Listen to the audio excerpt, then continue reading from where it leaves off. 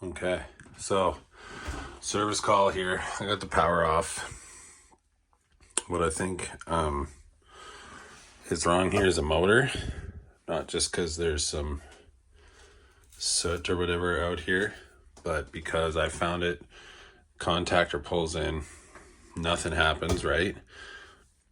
The overload was tripped here, and she doesn't go anywhere. Just hums, right? Now, I've done this before and showed sometimes you get a little fan at the top here you can flick.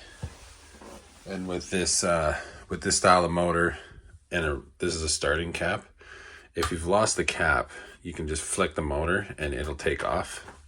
But this one, there's nothing I have that I can do that with. So we'll check the cap just for yucks to see what it's reading. But the switch has probably got to be replaced. And I kind of think if the cap goes and everything, we should be taking it off and having it checked anyways. But that's next. I'll open this up, see what we get for a quick reading, then we're going to pop the tank off. It's a little bit of a pain that you have the controller mounted on this, right?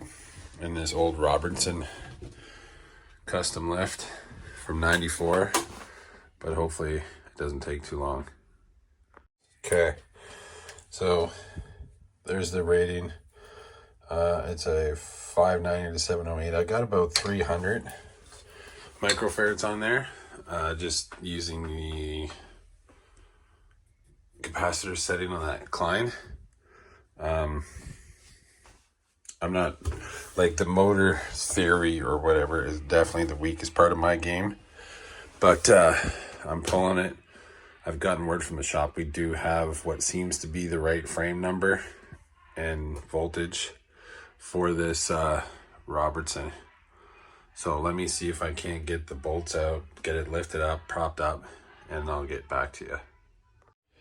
Okay, so again, the most important thing, these motor wires are marked, right? T8, T1. I don't have my little book with me, but I did have paper. You gotta mark that stuff down, right? These are tied together, so you know it's a pretty easy thing to do, but can be pretty costly if you skip that and you're just guessing, right? Again, a little weird how you only have one contactor and they use this SSR to run it. There is a model with two and an SSR, but this is a rather old one, the old GMV valve. But I got this unhooked and documented now. It's all unbolted. So hopefully, I got a couple pieces of wood right there. Got 4. This is what I usually do. Unbolt it from the bottom. Hopefully it goes pretty smooth. Okay. As you can see, I got it off. There's a little coupler that goes in, obviously right here.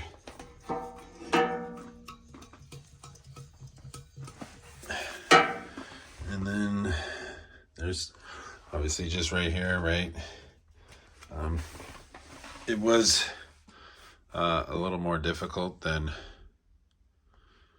it probably needed to be, but whatever. I got a guy that lives close to me at the shop bringing the motor home tonight, and I will be back here at 8 a.m.